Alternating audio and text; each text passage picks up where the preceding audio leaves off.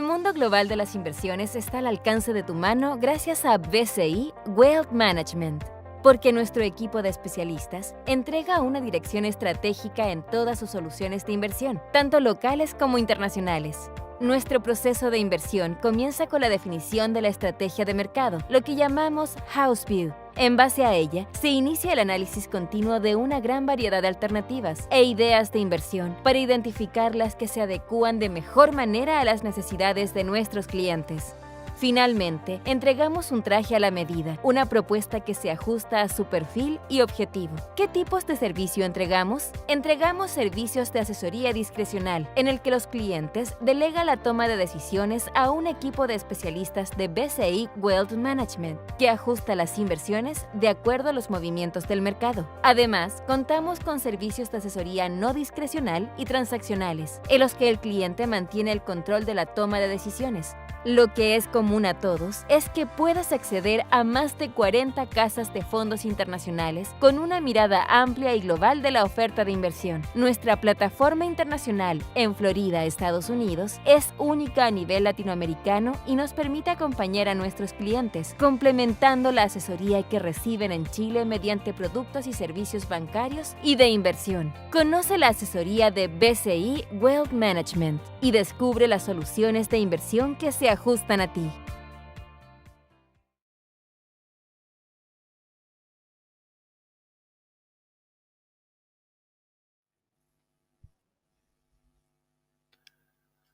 Hola, muy buenos días a todos. Mi nombre es Gonzalo Jiménez, subgerente de Estrategia de Inversiones de BCI Wealth Management.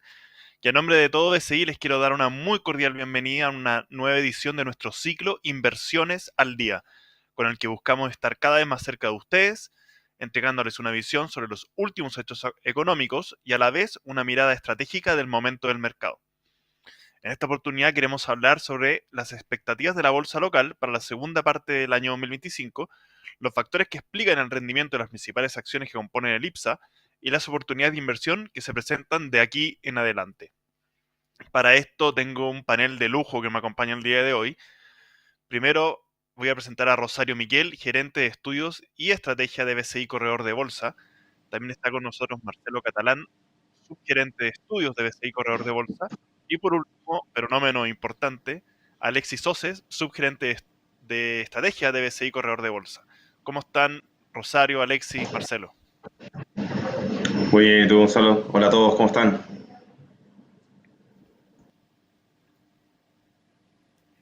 Buenos días. Como siempre, ahí sí, ¿cómo están todos? Como siempre queremos escucharlo, así que si tienen alguna pregunta o algún comentario pueden hacerlo por medio del chat que tienen en su pantalla y serán respondidas por nuestros expertos al cierre de todas las exposiciones. Asimismo, le cuento que esta charla quedará grabada y podrán revisarla en el sitio web bci.cl/inversiones y además encontrar mucho material adicional, las charlas pasadas. En general hay mucha información, así que los invito ahí a meterse y poder explorar un poquito el sitio web. Sin más preámbulos y sin más anticipos, quiero darle la palabra a Rosario Miquel para comenzar la charla del día de hoy. Perfecto, muchas gracias. Bueno, tal como mencionaba Gonzalo, hoy día vamos a revisar qué oportunidades vemos en la bolsa local de cara a este segundo semestre que está comenzando. Bueno, aquí mostrarles quién forma parte del equipo. Por el lado del equipo de estudio está Marcelo, que hoy día nos acompaña en la charla, con 5 analistas que nos ayudan a hacer todas las estimaciones. Y por el lado de estrategia, que me acompaña Alexis Oces, aquí están los 5 miembros del equipo que junto con ellos siempre vemos todas las oportunidades que vemos en la bolsa local e internacional. Hoy día vamos a revisar principalmente cuáles son las claves del mercado, el efecto de las elecciones, sobre todo de cara a este segundo semestre. También cuáles son nuestro nuevo Target IPSA que hemos actualizado ahora en julio, las distintas perspectivas que tenemos en cada uno de los sectores y finalmente vamos a terminar con nuestras recomendaciones concretas de dónde vemos oportunidades en la bolsa chilena. Para comenzar, quizás algo muy relevante que ha estado en boga, ¿cierto? Y sobre todo a nivel mundial y también de cara en Chile, es el tema de los aranceles, ¿cierto? Esta famosa escalada que vivimos a nivel mundial con distintos efectos en inflación y crecimiento. Y quizás para hacer un breve resumen, recordemos que esto comienza en abril, en donde después de este día de la liberación o Liberation Day, Estados Unidos decide incrementar los aranceles sobre el 100% y China contraataca. Y desde ahí empieza una escalada y una especie de guerra comercial para ver cómo y en qué nivel van a quedar estos aranceles. Después tuvimos en mayo también una fecha importante donde Estados Unidos eliminó la entrada de libre de impuestos para ciertos montos desde China. Después, el 12 de mayo, empieza esta tregua de los 90 días donde las tarifas, ¿cierto?, quedan congeladas y se reducen nuevamente estos aranceles que se incrementaron en abril. Y después de esos 90 días llegaba la fecha, ¿cierto?, muy, muy importante, sin embargo, se vuelve a extender. Entonces, durante julio empezamos a ver estos avances en las negociaciones, habían ciertos acuerdos parciales sobre las restricciones, pero después nuevamente esta fecha se traslada a agosto.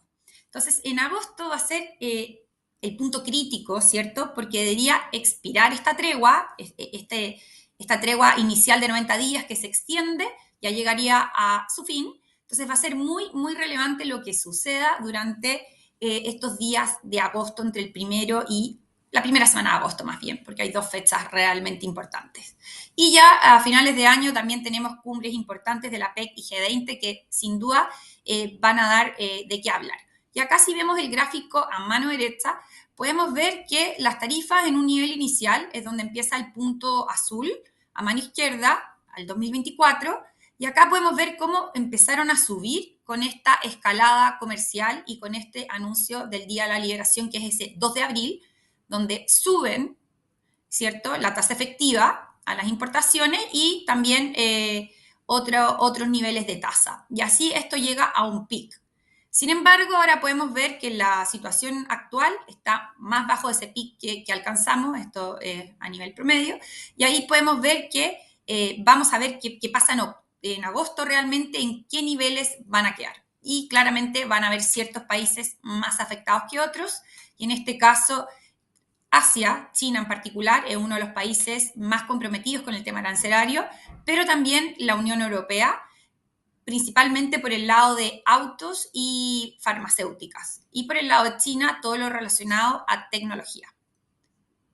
Otra clave importante que sin duda no podemos dejar de lado es el tema de la inflación, ¿cierto? Porque todo este tema arancelario trae consigo mayor inflación, porque al subir los precios, ¿cierto?, con este nivel de tarifas, lo que va a hacer es que todo se encarezca. Acá todos los países se verían de alguna manera perjudicados con esto. Y Chile también podría verse en algo afectado, sobre todo con los últimos anuncios en relación al cobre. Sin embargo, acá podemos ver que poco a poco la inflación en Chile ha ido cediendo.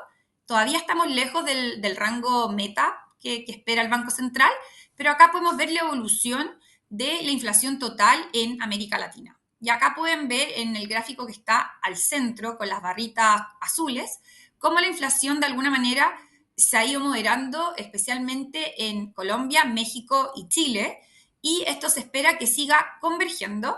De hecho, nosotros estimamos que la inflación debería converger de acá a final de año cercano al 4%, y esto obviamente va a tener una consecuencia en el nivel de tasa de política monetaria. Entonces acá podemos ver el nivel de tasa actual y cómo ha ido, ¿cierto?, moviéndose este nivel de tasa. Acá podemos ver cómo Colombia ha ido recortando fuertemente las tasas, lo mismo en el caso de México, Chile, ¿cierto?, que estábamos con tasas muy elevadas hace 2 años atrás, ¿cierto?, en julio del 2023, hoy día estamos en una situación bastante distinta, en niveles del 5%, y también esperamos que converjan de cara a final de año, lo mismo en la situación de Perú.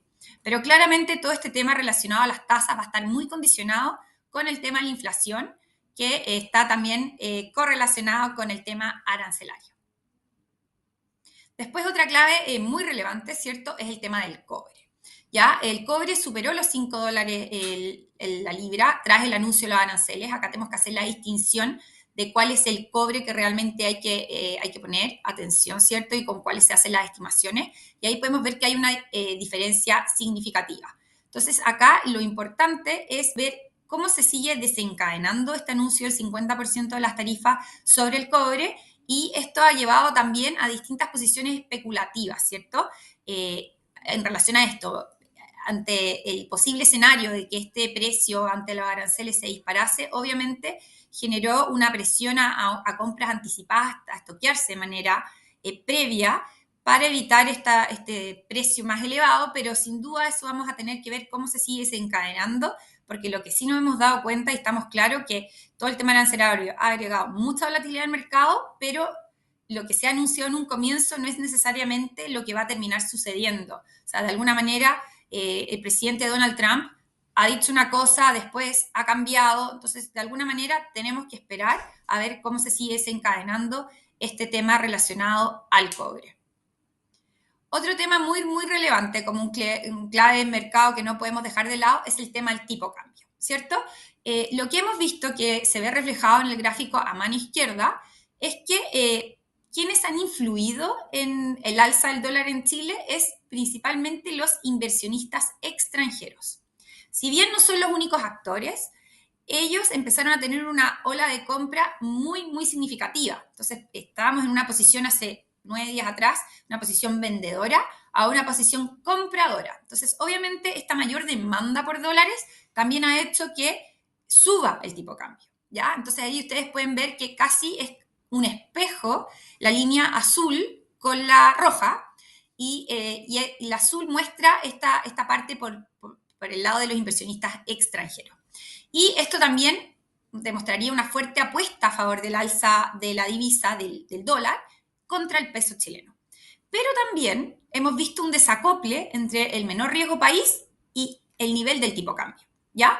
Que hoy día estaría explicado por estos factores macroeconómicos que están dominando el mercado, y esos factores macroeconómicos incluyen muchísimas cosas: el tema arancelario, el tema geopolítico, también temas internos de inflación, de elecciones. Entonces, esta misma divergencia podría dar un espacio para un reacople.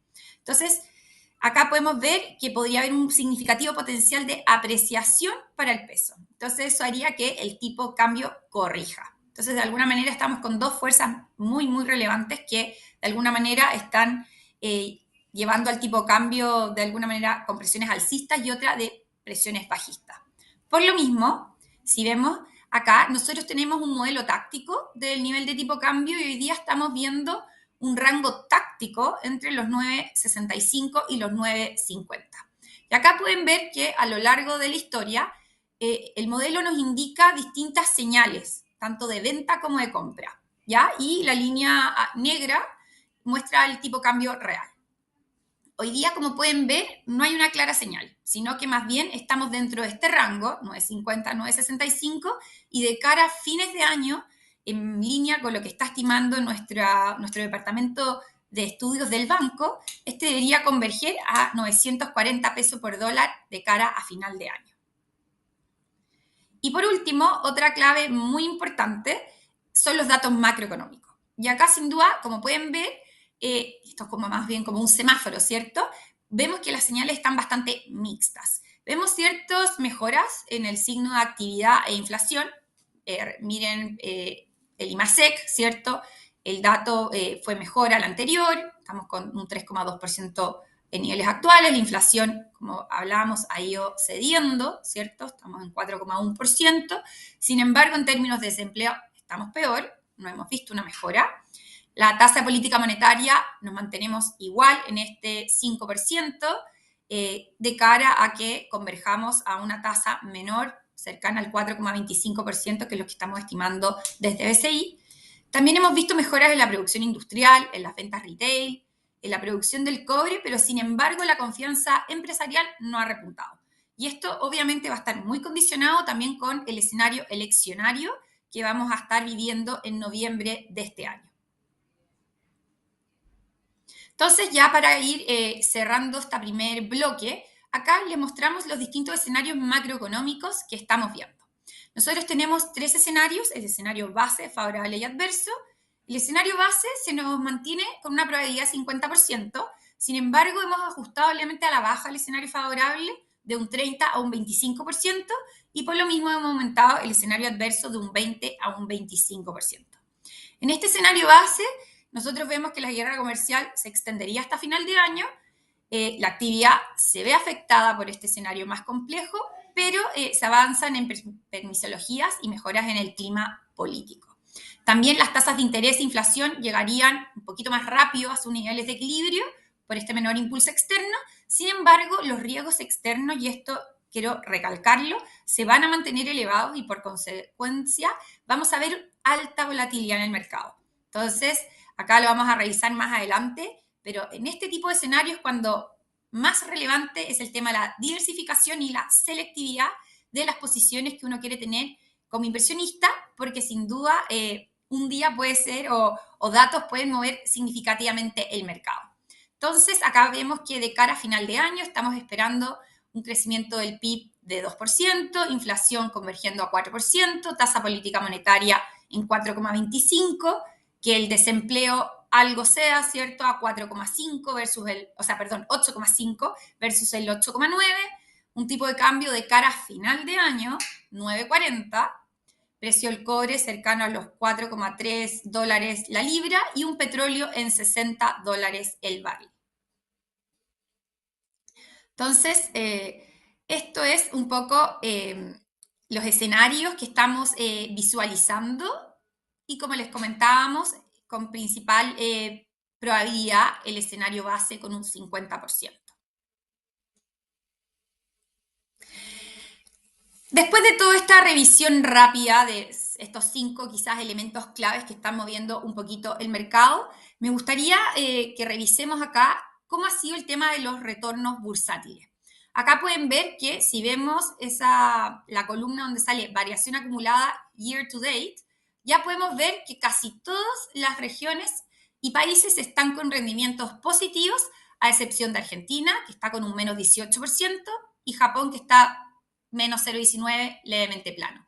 Pero a pesar de toda la volatilidad que estamos viendo, vemos que Estados Unidos está con rendimientos positivos. De hecho, ayer alcanzamos nuevamente máximos históricos. En lo que es Latinoamérica, destaca Colombia con un 26% de retorno y le sigue Chile con casi un 22% de retorno y en dólares un 26%. Lo que es Europa también con retornos en las principales países, ¿cierto?, que mueven la economía europea sobre 2 dígitos, como el caso de Alemania, un 21%, le sigue España con un 20% y Italia con un 16%. Y por la parte de Asia, a pesar de que, como les comentaba antes, China puede ser una de las regiones más afectadas por el tema lancerario, Hansen está un 24,6% arriba. Entonces, por eso les digo, esta volatilidad a veces uno le cuesta entenderlo, por lo mismo, delegar la administración puede ser bastante adecuado en estos momentos donde no hay tanta claridad. Y finalmente, acá, ¿qué ha explicado el retorno del IPSA este año? Este cuadro lo que nos levanta es cuáles son las empresas que más han incidido en el retorno total de este 21,9% que comentábamos del IPSA. Y acá, ¿cuáles son quizás las empresas más destacadas? Son Banco de Chile, que ha rentado un 29,5% en el año, LATAM Airlines con un retorno superior al 48%, y le sigue Falabella, Cencosud, o sea, sector retail, ¿cierto?, con rentabilidades del 41 y 36% respectivamente. Entonces acá podemos ver que ha impulsado el retorno del IPSA este año, básicamente los sectores bancarios y los sectores retail y LATAM Airlines, que es sector transporte.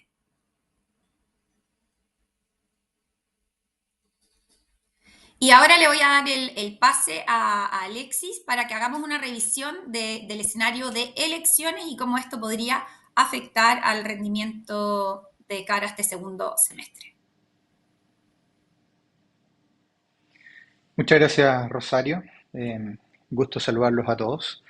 Vamos a hacer una breve puntos importantes o claves en relación a lo que fueron las elecciones y lo que se proyecta en esta segunda parte del año, pues va a ser un driver importante para lo que tenga que ver con el IPSA, finalizando sobre todo nuestras proyecciones a final de año. Lo primero, tenemos que entender el calendario que nos depara de aquí hacia finales de año. Nosotros la fecha clave va a ser el 16 de noviembre, que van a ser las elecciones. Acá vamos a tener presidencial y parlamentarias.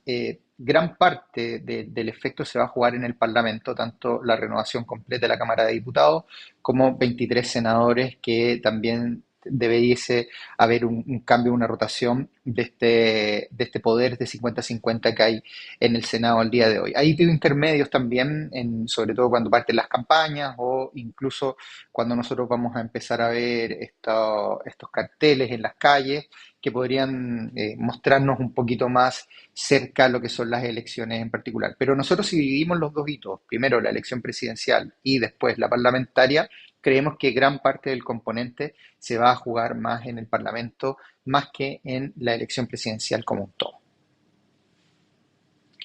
En relación a los datos históricos de las elecciones, esto es para poner un poco en contexto lo que fueron las votaciones, tanto de primaria, primera vuelta y segunda vuelta, como también las reacciones del IPSA. Si se fijan en el gráfico de la derecha, hay un punto o un triángulo rojo, que eso involucra el hito de las primarias aproximadamente. Entonces, si nosotros nos ponemos en ese contexto hoy día, veíamos las primarias en el año 2013 que efectivamente parecían de alguna manera favorecer a la alianza un poco más pro mercado, ¿cierto? En esta parte, pero se venía incluyendo una candidatura presidencial nuevamente de la presidenta Bachelet, que estaba arrasando en cierto modo. Eso llevó a una primera reacción del IPSA muy a la baja. Vimos una caída aproximadamente de entre un 10 y un 12% en un muy corto plazo y finalmente termina el año algo más negativo desde la primaria en adelante. En la segunda, que es la del año 2017, tenemos un efecto algo contrario. Aquí irrumpe nuevamente el presidente Piñera. Hay ciertas votaciones entre la primaria y lo que fueron la primera vuelta presidencial. Y acá se dieron dos hitos. Lo primero, que dentro de las primarias tuvimos arrasando un poco la posición del IPSA desde cerca de 4.900 puntos hacia más allá de los 5.600 puntos. Fue un rally muy positivo entre lo que fue el mes de julio y casi alcanzando el mes de octubre, y eso tenía que ver por el posicionamiento que tenía el presidente Piñera en relación a las elecciones. Sobre todo tomando en consideración que las primarias fueron Chile Vamos y Frente Amplio, en donde estos dos protagonistas que habían, se asumía de alguna manera la mayor probabilidad de que el presidente Piñera saliera electo. Pero después de eso, en la primera vuelta empieza a irrumpir Guillé y esto se vuelve algo más contrario. Si me ayuda con la lámina anterior, se va el efecto desde el segundo triángulo, vemos una caída muy significativa en muy corto plazo. Eso más o menos fue alrededor de un 15% entre la erupción, pero después ya en la segunda vuelta tuvimos una recuperación bastante potente y en muy, muy corto plazo. Esa es la volatilidad que nosotros vemos en relación a las elecciones, experimentándola con el IPSA.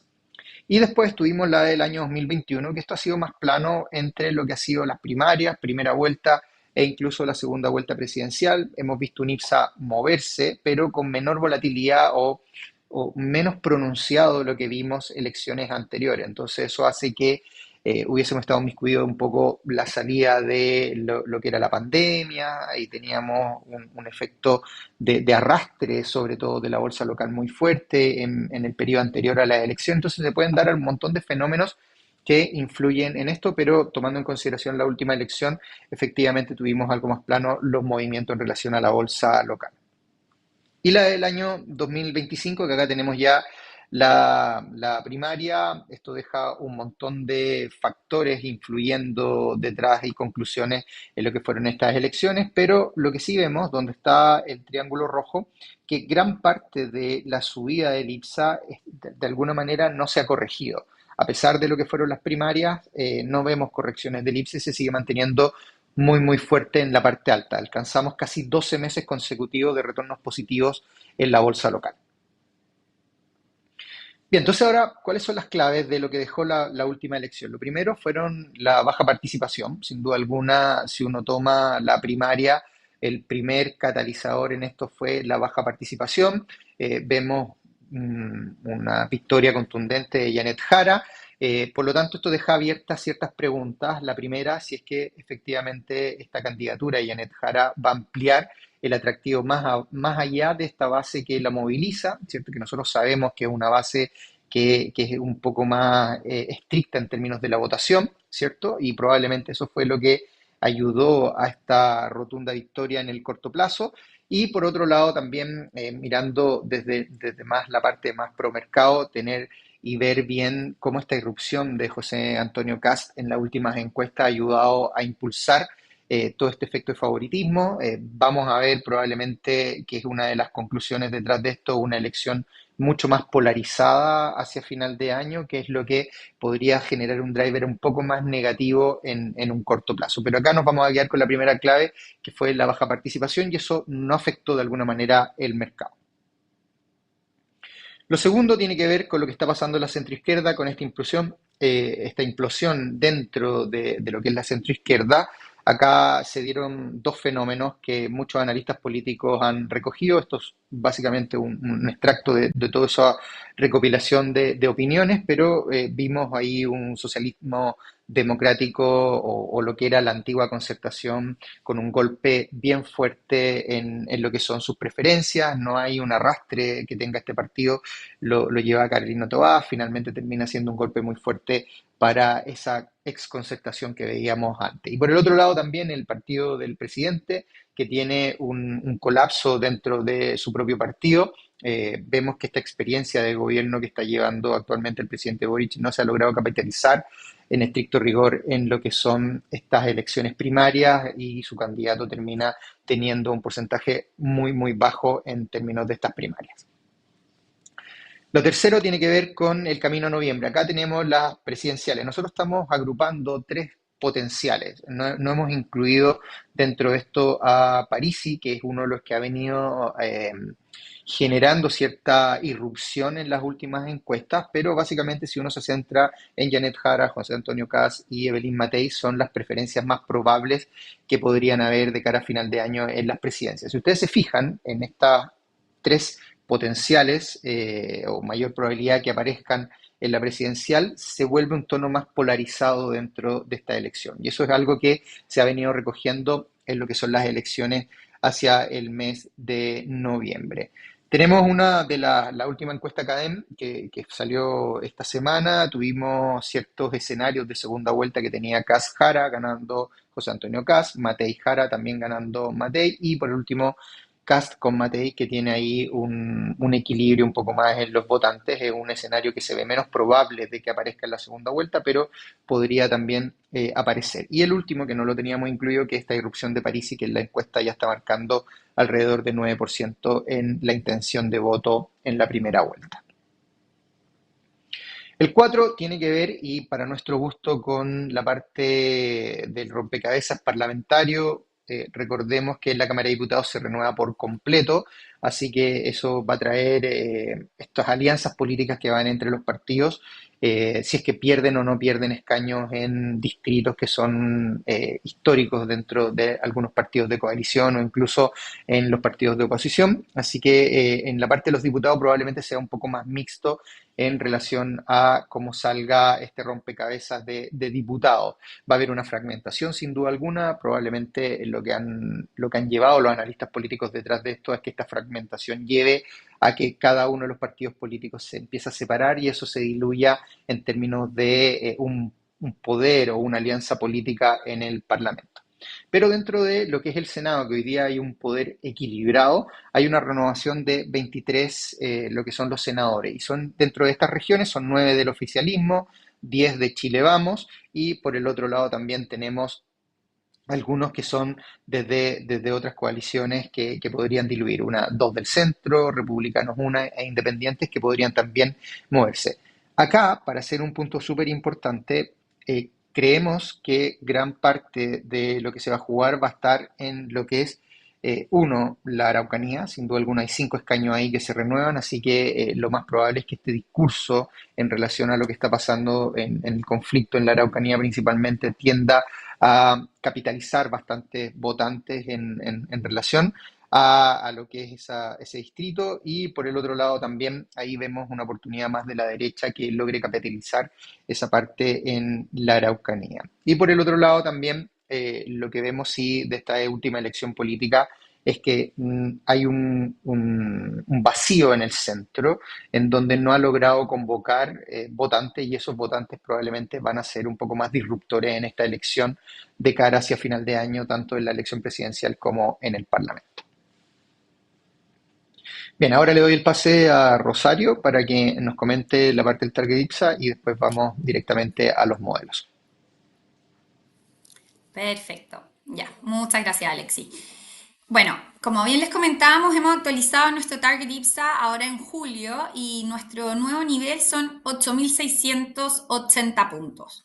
Esto, nosotros actualizamos nuestro escenario base que teníamos en marzo, que era 8.125. Entonces, como pueden ver, hemos corregido al alza nuestras proyecciones de cara a fines de año. Este es el target que tenemos para diciembre del 2025, pero también tenemos distintos escenarios. Ya tenemos un escenario muy negativo, que serían 7.110 puntos, que ahí va a tener mucho que ver el tema leccionario, como bien nos contaba Alexis.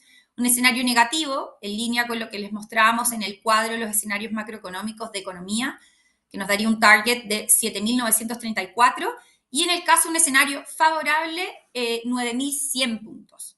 Lo importante a destacar acá es que este target se conforma con 4 modelos que vamos a revisar un poco más adelante, en donde tenemos un modelo top-down, que de alguna manera recoge todas las variables macroeconómicas, con un peso un 20%, un modelo de premio por riesgo, que también vemos un 20%, el modelo de múltiplos de DPUs, ¿cierto? Para ver los espacios que tenemos en las distintas compañías, que ahí también tiene un 20%, y el modelo bottom-up, que es el modelo que más pesa en estas estimaciones, que es un 40%, que es el modelo que se compone de la construcción de todos los precios objetivos que cubrimos como BCI de las distintas compañías del IPSA, que somos una de las corredoras que más cobertura hacen, cubrimos más del 90% del IPSA, más algunas compañías small caps.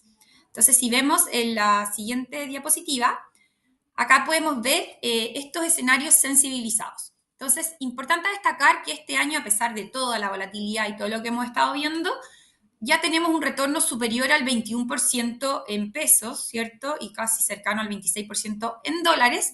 Y acá se ve gráficamente cómo podría ser estos distintos escenarios.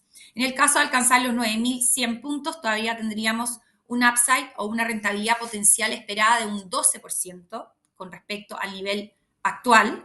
En el caso de nuestro escenario base, ¿cierto? Todavía nos queda un espacio cercano al 7%. Entonces, uno también se pregunta, con todo lo que ha corrido el IPSA, ¿tengo espacio? Bueno, nosotros creemos que sí. Un espacio quizás un poquito más acotado en relación a lo que ha rentado el IPSA este año, pero todavía vemos espacios que no va a estar exento de volatilidad, como mencionábamos, por todos estos elementos que hemos revisado, pero sin duda vemos espacio de crecimiento. En un escenario negativo, una caída de un 2%, y en un escenario muy negativo, una caída más significativa de un 12% a la baja. Entonces, acá es graficarles cómo cambiaron nuestras estimaciones con respecto a la base de marzo. Acá pueden ver cómo este modelo top-down le hicimos esta sensibilización nueva y nos da casi 800 puntos más. En el caso del premio por riesgo, más o menos 400 puntos. El DPU, esto tiene un cambio significativo, ¿cierto? Son casi 1.000 puntos. Y en el escenario y en el modelo bottom-up, ahí tenemos 400 puntos más, dándonos un target final de casi 500 puntos más con respecto al escenario base que teníamos en marzo.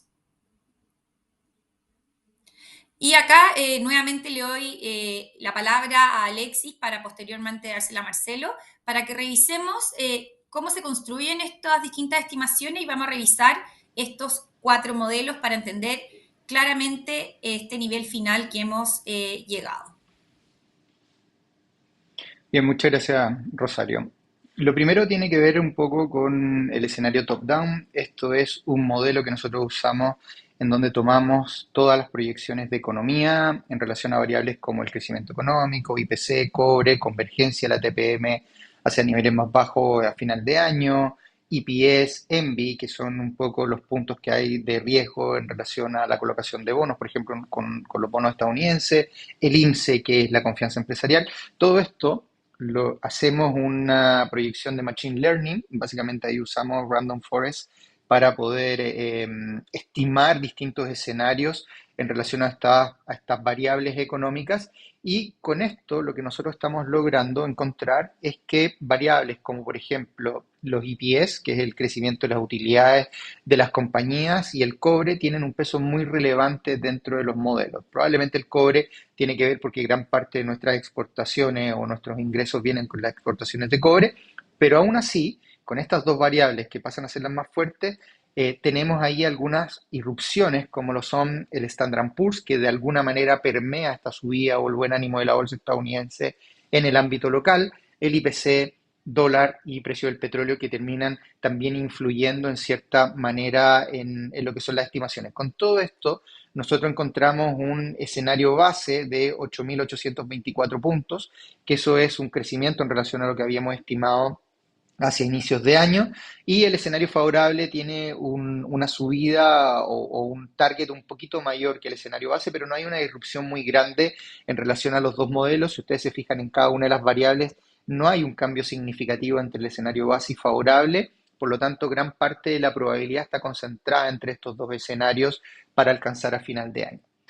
Después de esto, nosotros tenemos un modelo que agregamos, que es el muy pesimista. Y esto tiene que ver con una irrupción en la lámina anterior, con esta columna de muy pesimista que irrumpen escenarios en los cuales probablemente nosotros tenemos una extensión de la guerra comercial o un efecto, un impacto más negativo, e incluso el tomar catalizadores locales que podrían afectar el crecimiento económico, IPC, los recortes de tasa, entre algunas otras situaciones. Todo eso, tanto externos como internos, lo estamos llevando a un escenario muy pesimista, y eso nos dice que de aquí a final de año, con los niveles actuales del IPSA, pudiese corregir casi todo lo que ha subido hasta el minuto el IPSA. Si ustedes miran, ese 21% de retorno podría retrocederlo en su mayoría y llegar a aproximadamente a un 4% de retorno hacia final de año. Entonces, hay una caída muy significativa en ese escenario, vemos con poca probabilidad de ocurrencia, pero aún así lo hemos incluido en estas ponderaciones del target para tener también escenarios de sensibilización, a pesar de que tengan menos probabilidad de ocurrencia. En el siguiente tiene que ver con el modelo que involucra el Risk Premium, y esto tiene que ver con el Fed Model. En la siguiente lámina vamos a ver el escenario que ocupa la Reserva Federal en cierto momento, o una irrupción de hace los últimos 10 años de este modelo de la Fed en relación a la APU o su yield de la APU, ¿cierto? Y lo que es la diferencia con lo que son los BCP, o en este caso los instrumentos de renta fija, ¿cierto? Cuando uno hace la resta de estas dos posiciones, nosotros encontramos cuál es el premio por riesgo detrás de las valoraciones. Y hoy día nos encontramos con un premio por riesgo bajo. Eso nos deja un poco más comprimido la posibilidad de que el IPSA suba, y eso es lo que hace que por este modelo esté alcanzando 8.351 puntos como nuestro escenario base. Está mucho más apretado en relación al Equity Risk Premium que podríamos ver, pero si se llegase a dar una caída de la tasa de los bonos de 10 años, o incluso la PU del IPSA mantenerse en los niveles actuales, eso podría llevarnos a aumentar un poco más el objetivo de target, pero no más allá de 8.800 puntos. Incluso si uno se va al escenario favorable, podríamos estar viendo 8.550. Entonces, los niveles actuales ya están capturando por este modelo gran parte de las posiciones que nosotros estamos interpretando, dejando menos atractivo por este modelo para ir a buscar en relación al IPSA. Le doy el pase ahora a Marcelo Catalán, que nos va a ayudar con el modelo o los demás modelos que tenemos para este target IPSA que nosotros hemos construido. Muchas gracias, Alexis. Hola a todos nuevamente. Bueno, dejar súper claro que este profundo análisis que ha mostrado hasta el momento Rosario y Alexis respecto tanto del target IPSA como toda la coyuntura y las claves de mercado es súper importante para poder también dar una dimensión a los múltiplos que podríamos tener bajo el escenario actual. La verdad es que, como mostraron hace unas láminas atrás, tenemos 4 metodologías diferentes, ¿cierto? Dentro de eso también está la de precio-utilidad, o PE en inglés. Y uno se viene a preguntar qué nivel es el aceptable en términos de múltiplos PU para el IPSA. Acá tenemos un rango, por ejemplo, que va desde las 13 veces hasta las 14 veces, y en el punto medio, 13,5, llega a 8.755, que es bastante cercano a los 8.680 que mostramos. Pero además, esto se combina con el crecimiento esperado en EPS para las acciones del IPSA. Nosotros, con nuestras proyecciones que tenemos de cada una de las compañías, recordemos que nosotros hacemos una proyección y valorización con los flujos de cada una de las empresas. Por lo tanto, estimamos la utilidad y con eso después hacemos una ponderación y determinamos el EPS para el IPSA, es decir, la utilidad por acción para el IPSA, que estimamos tener un crecimiento de un 18% durante 2025. Bajo este escenario y considerando la PU de 13,5, llegamos a estos 8.755 en esta metodología. Pero también tener en consideración que hay diferentes niveles de contribución. Y sin duda, cuando uno ve las empresas más destacadas y los sectores más destacados, se puede dar cuenta que la banca tiene una incidencia significativa con Banco de Chile y Santander. Por otro lado, la Latam Airlines, pese a que tiene un peso menor que los bancos consolidados dentro del IPSA, también tiene una incidencia alta porque tiene un excelente desempeño también en resultados.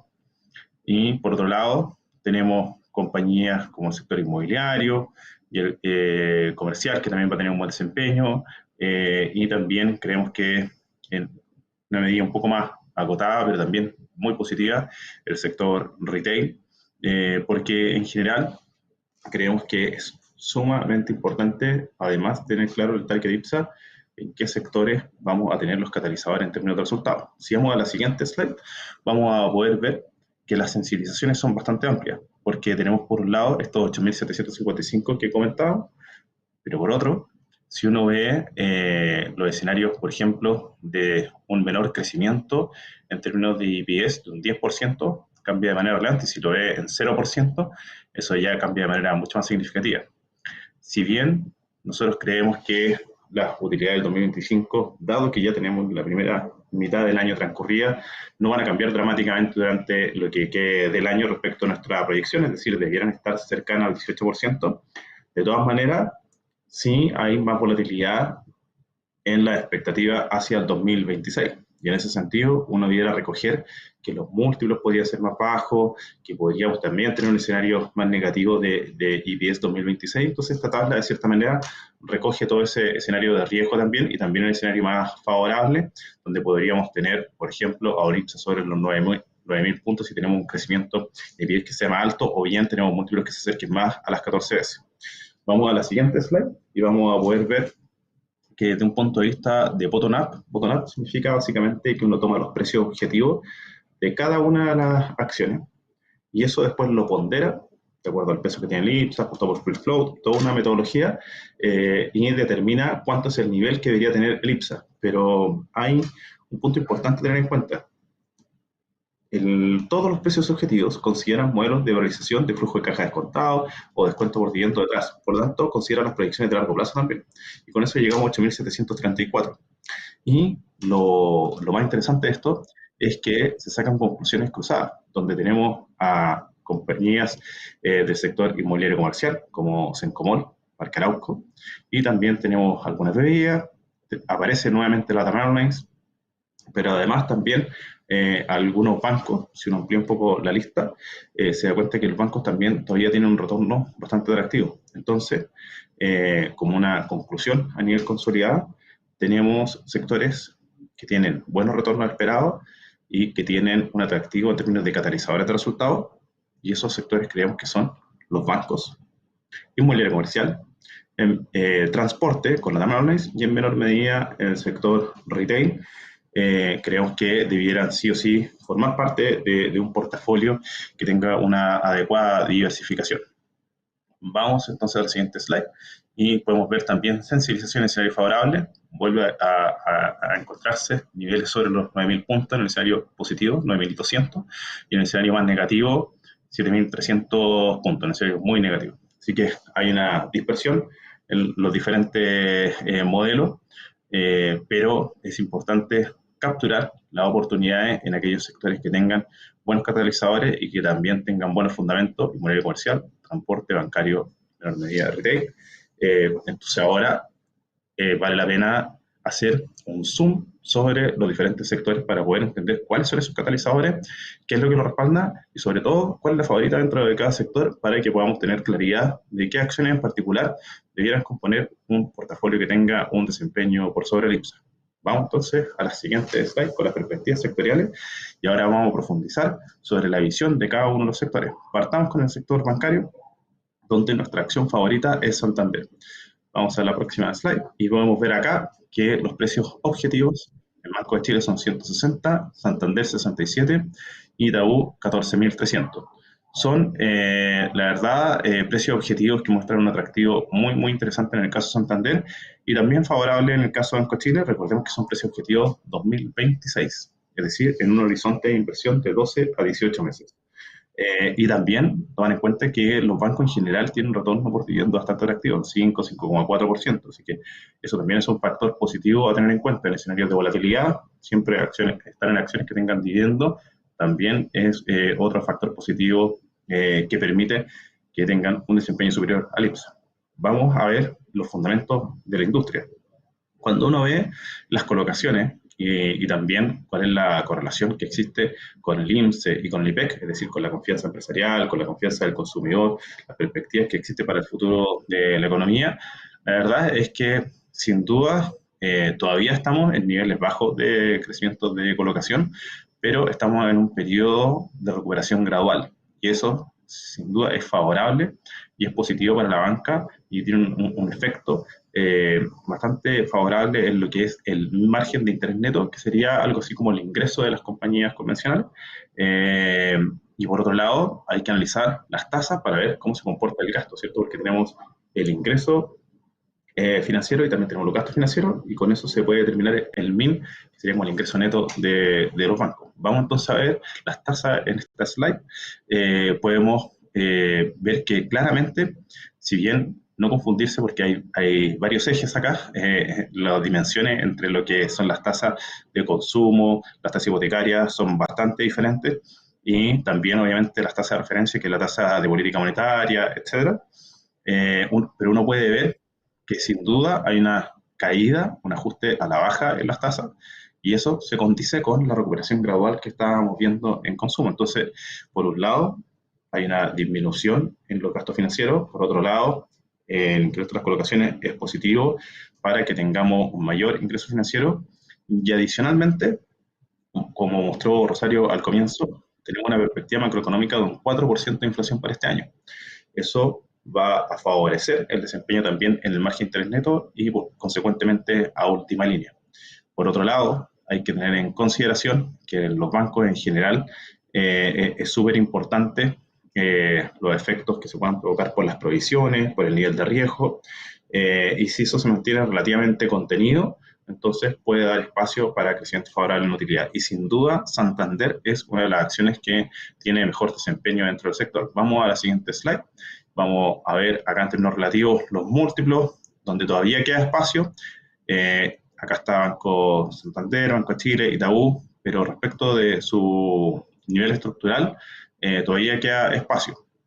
Uno, si ve Santander, vamos al siguiente slide, si uno analiza Santander, puede darse cuenta que niveles de 2,2 veces forward es bastante razonable, tiene espacio todavía para seguir creciendo.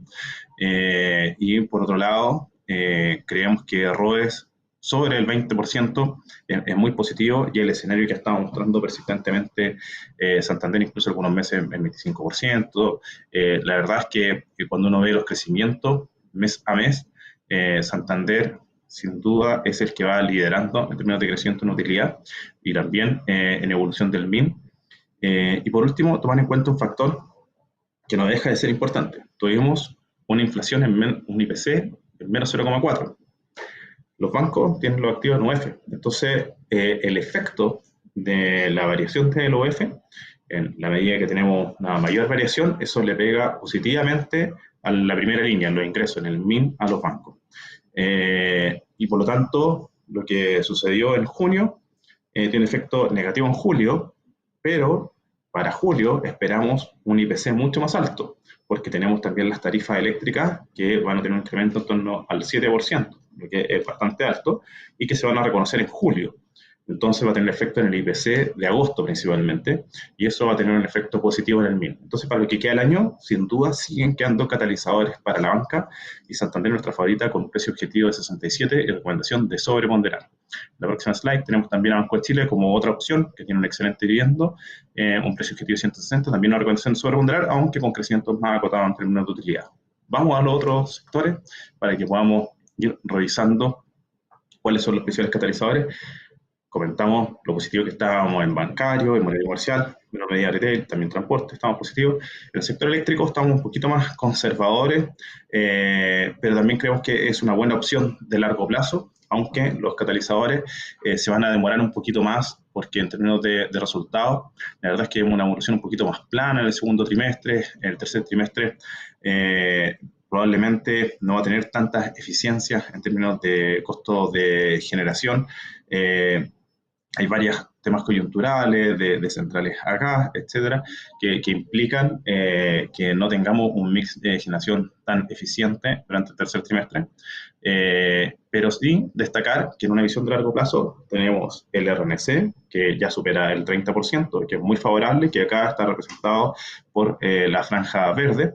Vamos a la siguiente slide. Podemos ver que en general hay que estar monitoreando la probabilidad de excedencia, la evolución hidrológica también para ver la base y los costos variables que habíamos comentado, pero las reservas han disminuido durante junio, así que eso nos deja en un pie un poquito más complejo durante el tercer trimestre, pero es algo coyuntural. Vamos a la siguiente slide. Podemos ver que el costo marginal, si bien ha mostrado volatilidad, es mucho menor a la volatilidad que teníamos en el pasado, donde ahora vemos costos marginales que pueden llegar a los $100 o superarlos levemente, pero no vemos esa volatilidad extrema que teníamos en el pasado. Teníamos promedios mensuales que podían ubicar sobre los $200, incluso llegamos a niveles sobre $250. Ahora está más contenido, $70 a $100, y en escenarios más favorables pueden llegar a $50, incluso algo menor.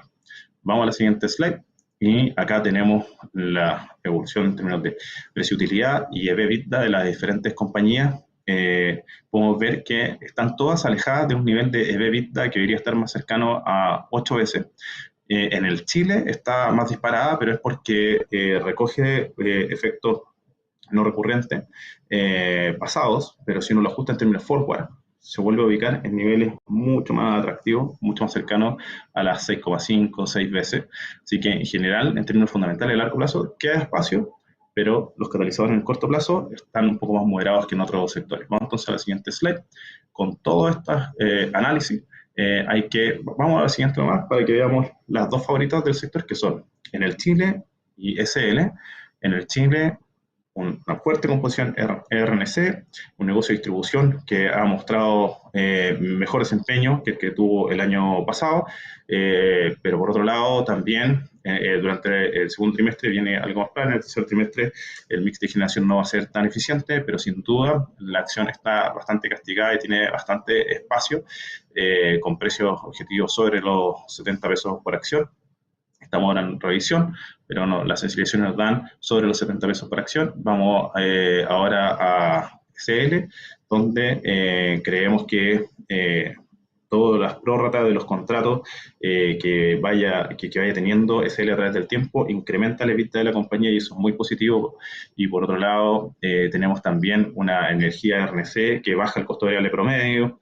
El margen EBITDA puede, en términos promedio anuales, estar cercano al 30% y superior. Así que, sin duda, es una compañía que ha ido de menos a más y que todavía le queda bastante espacio por crecer, aunque en el corto plazo los catalizadores están un poquito más moderados. Entonces, en resumen, el sector eléctrico es un sector que en largo plazo sí conviene, pero en el corto plazo creemos que su mayor aporte viene más de la diversificación, más que en términos de fuertes catalizadores. Vamos al sector retail.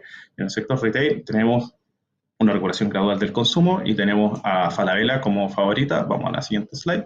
Podemos ver cómo hemos ido recuperando en términos de el comercio al por menor. La actividad del comercio en general ha ido más positiva, y en el caso de Falabella, nosotros creemos que es una acción que tiene muy buenos catalizadores en términos de resultados, con un crecimiento en utilidad muy alto, fácilmente sobre el 30%, incluso podemos llegar a niveles en torno al 50% este año. Y por otro lado, nuestro precio objetivo de 5.400 refleja que si tiene una visión neutral, tiene catalizadores muy, muy positivos en EBITDA y en utilidad. Vamos a la siguiente compañía, inmobiliario comercial. Todo el sector lo tenemos con una visión muy positiva. La favorita del sector es Cencomol, pero también estamos positivos en Parque Arauco, y un poquito más moderado en Mallplaza, pero también muy favorable, con precio objetivo de 2.300, un muy positivo upside, con ingresos, EBITDA creciendo sobre inflación, y además con expansión en GLA, lo que es muy positivo para inmobiliario comercial. Así que en ese sentido nosotros creemos que es un sector que uno debiera estar, que tiene buenos fundamentos y que además tiene una mayor resiliencia relativa. Y además están los contratos indexados a UF en su gran mayoría, entonces eso permite un crecimiento muy saludable. Vamos a la siguiente slide. En transporte, LATAM Airlines, nosotros consideramos que la compañía ha tenido una muy buena evolución en términos de eficiencia. Vemos que la empresa ha seguido creciendo en términos de ASK. Nosotros tenemos estimado un crecimiento para lo que es 2025 de 7,64% en ASK. El guidance de la compañía dice entre 7,5 y 7,9, o sea, somos bastante conservadores. Y por otro lado, la eficiencia en costo, tomando en cuenta la evolución del jet fuel, etcétera, nosotros creemos que la empresa va a seguir con un muy buen margen EBITDA. Vamos a la siguiente slide. Podemos ver acá que la compañía tiene un muy saludable crecimiento de 15% en el EBITDA ajustado. Podría haber cierta volatilidad porque es una industria de alto riesgo, pero sin duda es un crecimiento muy, muy positivo, y además, en términos de valor, tenemos 23 pesos por acción bajo escenarios conservadores, es decir, que si uno toma escenarios más favorables podría llegar incluso a 24 o un poco más, así que creemos que es bastante positivo ese impacto, y además estamos en un proceso de recompra, acciones que se habían fijado en 19, y podrían darse escenarios donde, por ejemplo, ese precio de recompra sea modificado a 20 o a un nivel superior, o bien se materialicen otros efectos alcistas sobre el precio de la acción en términos de equilibrio de flujo. Así que, sin duda, LATAM Airlines es una acción también a tener en consideración dentro de un portafolio diversificado, y además, por último, tomar en cuenta que el mismo retail, inmobiliaria comercial, ¿cierto? Varias compañías que tienen una exposición alta al ciclo local, o que están más linkeados al ciclo local, y por otro lado, LATAM Airlines depende mucho más de la evolución afuera, por su tráfico, sus niveles de ingresos están mucho más diversificados, entonces eso contribuye también a la diversificación de riesgo, pese a que es una acción que tiene más riesgo que el IPSA, es diversificación en términos de exposición en Chile versus el extranjero. Vamos entonces a la siguiente slide. Vamos a dejarlo hasta acá. Tenemos muchas más compañías. Tenemos el sector bebida. Vamos a mencionar la favorita. Vamos a ir a la tabla de resumen. Avancemos nomás. Yo ahí les digo cuándo detenerse, para que esta presentación la van a tener con todas las acciones, todo disponible. Vamos a tener un poco en Sokimich, y solamente comentar que en Sokimich tenemos un precio objetivo de 37.000, pero bajo un escenario conservador, una visión neutral.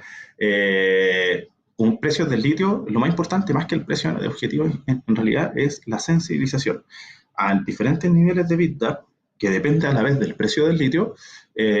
Vamos a tener también diferentes configuraciones de precio objetivo. Así que en ese sentido hay que estar súper atento a la evolución del precio del litio. En lo último hemos visto expectativas de cierre de algunas plantas en China, que puede provocar un desbalance más favorable entre demanda y oferta, y eso presiona un poco al alza el precio del litio, pero recordemos que son acciones con muy alto riesgo, con muy alta volatilidad. Entonces la tabla de resumen, y con eso ya concluimos.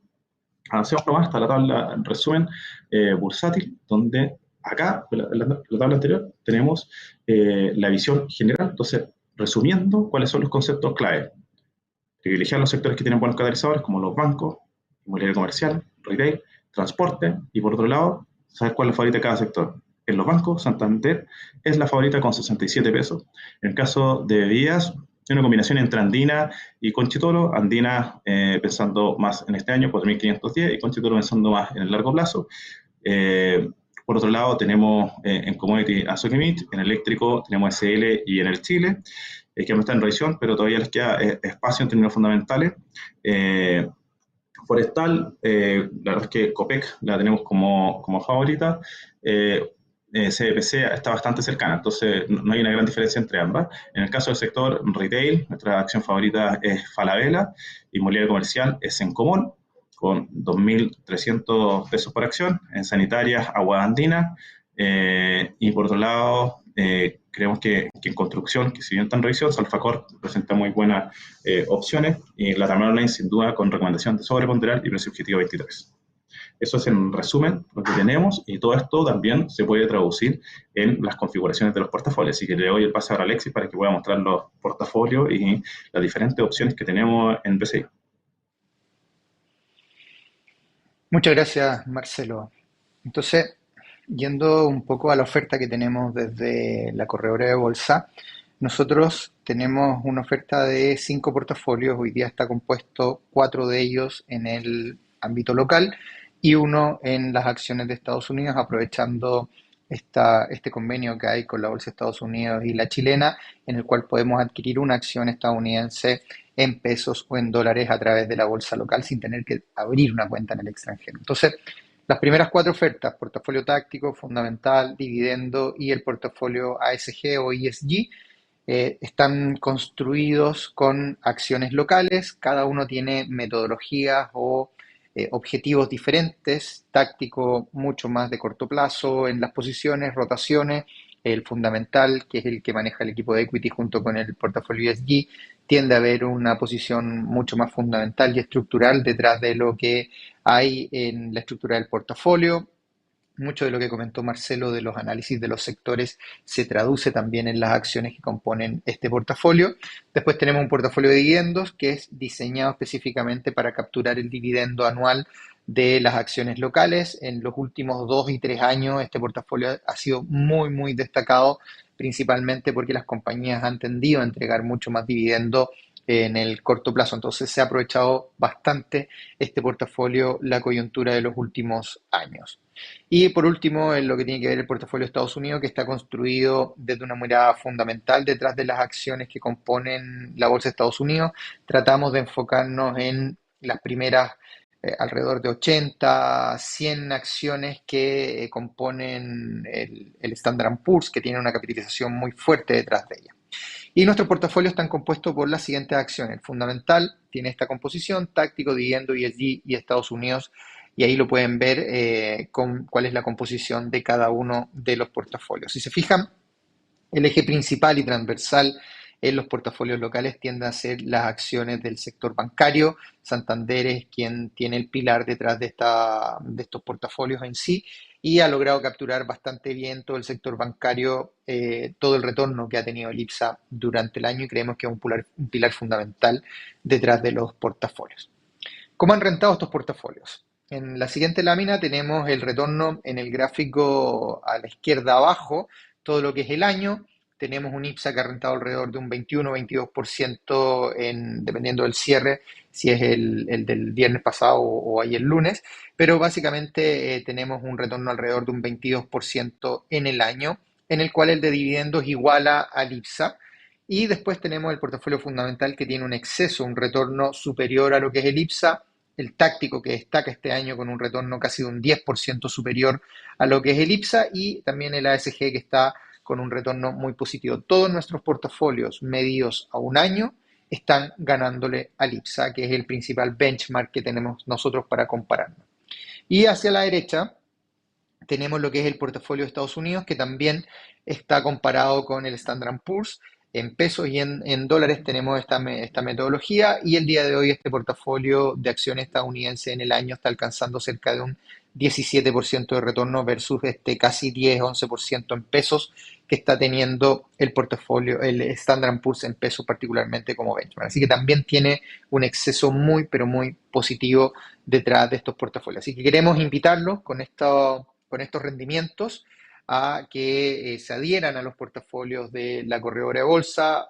entendiendo su perfil, entendiendo su preferencia, tratar de integrarse y adaptarse tomando cada uno de estos portafolios que lo pueden hacer a través de la página web, algunos y otros a través de sus ejecutivos principalmente. Con eso nosotros ya estamos terminando, así que le doy el pase Gonzalo, Rosario, Marcelo, adelante. Muchas gracias Rosario, Marcelo, Alexi, a todos por la excelente presentación. Tenemos un par de preguntas. Estamos un poquito sobre la hora, pero ahí dejemos unos 5 o 10 minutos. La primera es, llega de Josefina, ¿cuál ha sido el desempeño del IPSA y qué explica dicha evolución? Por último, dado el target IPSA, ¿queda espacio para rentabilidades atractivas todavía en este año? Porque bueno, como mostraste recién Alexi, tanto el IPSA como los portafolios han rentado aún mejor, pero han tenido rentabilidades súper atractivas en lo que da del año. Yo creo que eso un poco lo explicamos no sé si ahí podemos volver a la presentación en términos de qué ha explicado el retorno. Ahí veíamos claramente que este retorno se ha explicado principalmente por el sector bancario, sector retail y también por LATAM Airlines. Diría que esas son las principales compañías y también en línea en lo que mencionaba Marcelo, también son buenas compañías que esperamos que sigan contribuyendo en términos de utilidad al IPSA como un todo. O sea, a pesar de que les ha ido muy bien, creemos que también son sectores en los que hay que mantenerse posicionados y como bien mencionaba Marcelo, tenemos ciertas acciones favoritas en cada uno de esos sectores que serían las más adecuadas. Eso quizás contestando la primera parte de la pregunta que ha explicado el retorno. Y también, ¿qué espacio vemos? Bueno, tenemos distintos escenarios con nuestro target actual de 8.680 puntos en base al cierre de ayer. Todavía vemos un upside potencial cercano al 7% en un escenario base, que es con estos 8.680, pero en un escenario favorable que lo vemos con una probabilidad no baja y sobre todo de cara al segundo semestre y de cara a las elecciones, si es que la conformación, tal como nos contaba Alexis, se vuelve más pro mercado, ahí podríamos tener un escenario favorable que alcanzaríamos los 9.100 puntos y eso ya nos da un upside súper atractivo de cara a final de año, o sea, de aquí a los próximos 5 meses y medio, ¿cierto? De un 12%. Entonces, en ambos casos, de aquí a los próximos 5 meses, más o menos 6, vemos que todavía vemos un rendimiento alcanzable entre un 6 a un 12% por la parte alta. Y en caso de un escenario muy, muy negativo, sí, efectivamente podríamos ver, como también comentaba Alexis, una reversa, ¿cierto?, del rendimiento alcanzado, pero ese escenario lo vemos hoy día con bastante menos probabilidad. Eso, Gonzalo. Si quieres, vamos a la siguiente Rosario, pregunta. muchas gracias. Sí, hay una siguiente pregunta de Andrés que nos dice, en general, bueno, hablamos mucho de lo que se espera de lo que ha pasado este año, como mencionaste muy bien Rosario ahora, y también para lo que queda del año, perdón, 2025, pero ¿qué estamos viendo también para el mercado local para el próximo año, el 2026? Tanto en términos macro como tal vez también a nivel de las empresas. Yo sé que algunas de estas cosas le hemos mencionado, pero ahí como para resumir. Tal vez, Alexis, tú me puedes dar la primera respuesta sobre la parte más mercado local macro y la segunda mitad se la puedo preguntar ahí a Marcelo para que complemente. Súper. Mira, en términos económicos, lo que debiésemos ir eliminando son riesgos a nivel internacional y locales. Como decíamos, los drivers y catalizadores a nivel local tienden a ser la elección en esta segunda parte del año. A pesar de eso, vemos ciertas variables, como por ejemplo el Banco Central recortando tasa, que lo va a hacer desde un 5% hasta un 4,25%, probablemente en nuestras expectativas son 75 puntos bases de recorte. Es entender si es que ese recorte de tasa parte ahora la próxima semana en el mes de julio o se retrasa un poco más hacia la última parte del año, pero ya un catalizador potente para el escenario de este año. Y eso debiese continuar hacia el 2026 mejorando si es que efectivamente tenemos un escenario electoral más pro mercado, ¿cierto? Sin tantas fricciones en las cámaras, como decíamos, probablemente el próximo año tiende a ser algo más de crecimiento en relación al ámbito local y eso puede ayudar también a la bolsa a seguir creciendo. Probablemente en menor magnitud de lo que vimos este año, ¿cierto? En este reflejo eleccionario que se compara muy, muy, muy parecido al año 2017.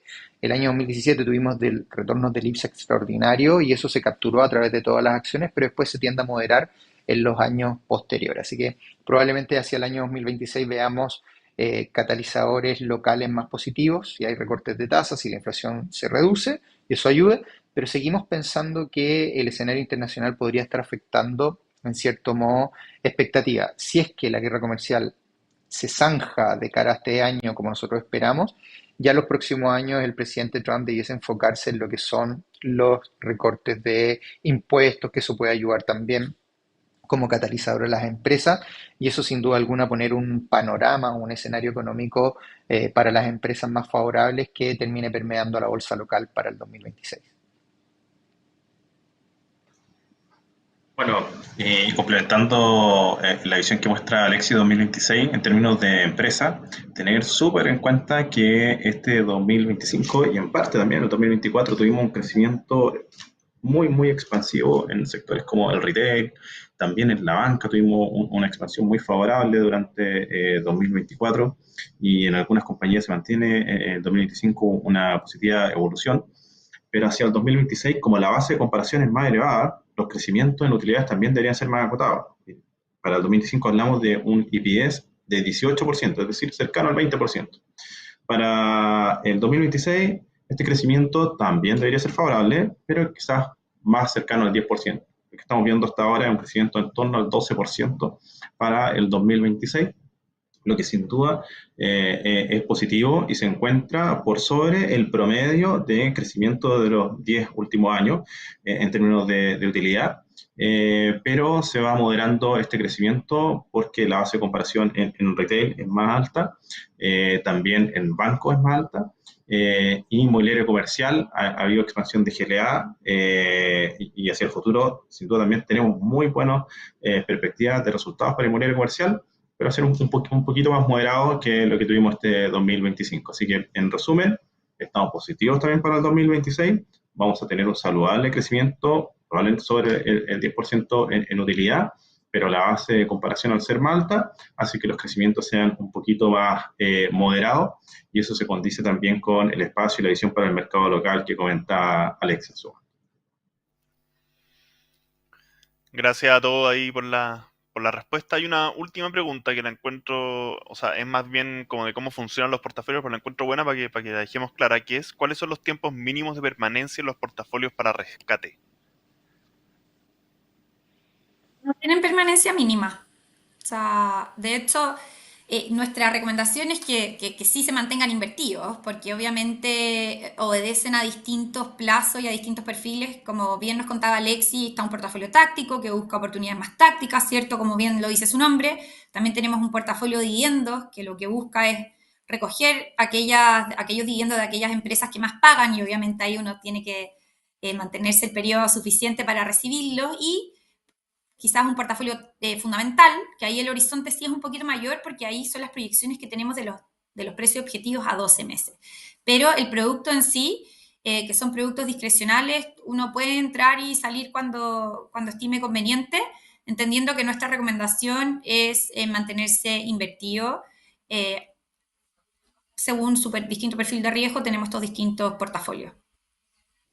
Y también, Rosario, complementar, ¿cierto?, que cuando uno analiza la rentabilidad de largo plazo a 10 años, el exceso es significativamente alto. Entonces, o sea, estamos hablando de exceso a 10 años muy, muy elevados, que en algunos casos pueden superar, pero con mucha locura, el 50% de exceso sobre el IPSA, en algunos casos incluso 80, 90%.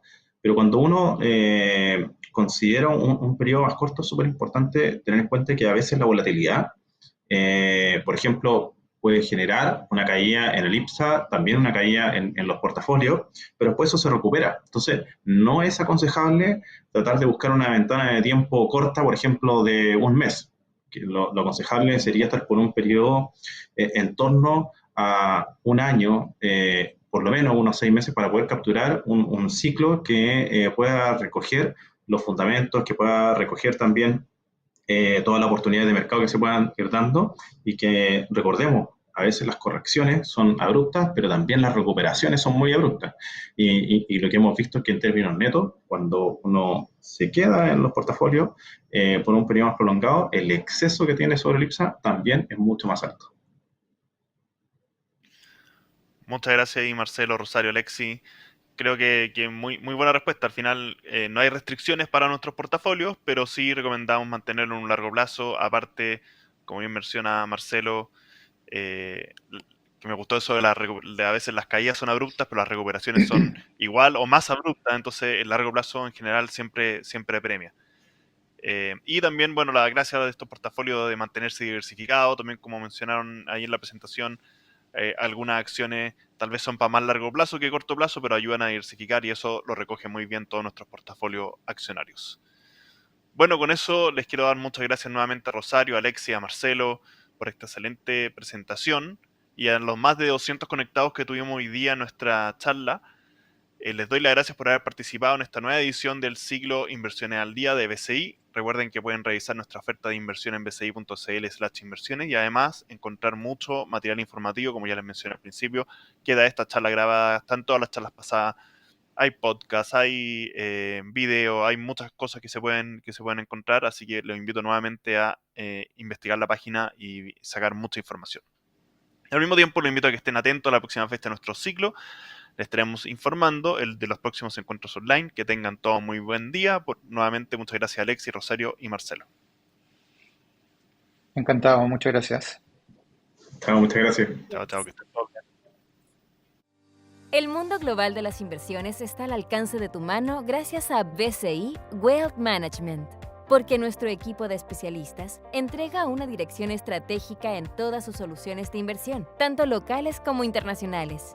Nuestro proceso de inversión comienza con la definición de la estrategia de mercado, lo que llamamos House View. En base a ella, se inicia el análisis continuo de una gran variedad de alternativas e ideas de inversión para identificar las que se adecúan de mejor manera a las necesidades de nuestros clientes. Finalmente, entregamos un traje a la medida, una propuesta que se ajusta a su perfil y objetivo. ¿Qué tipos de servicio entregamos? Entregamos servicios de asesoría discrecional, en el que los clientes delegan la toma de decisiones a un equipo de especialistas de BCI Wealth Management, que ajusta las inversiones de acuerdo a los movimientos del mercado. Además, contamos con servicios de asesoría no discrecional y transaccionales, en los que el cliente mantiene el control de la toma de decisiones. Lo que es común a todos es que puedas acceder a más de 40 casas de fondos internacionales con una mirada amplia y global de la oferta de inversión. Nuestra plataforma internacional en Florida, Estados Unidos, es única a nivel latinoamericano y nos permite acompañar a nuestros clientes, complementando la asesoría que reciben en Chile mediante productos y servicios bancarios y de inversión. Conoce la asesoría de BCI Wealth Management y descubre las soluciones de inversión que se ajustan a ti.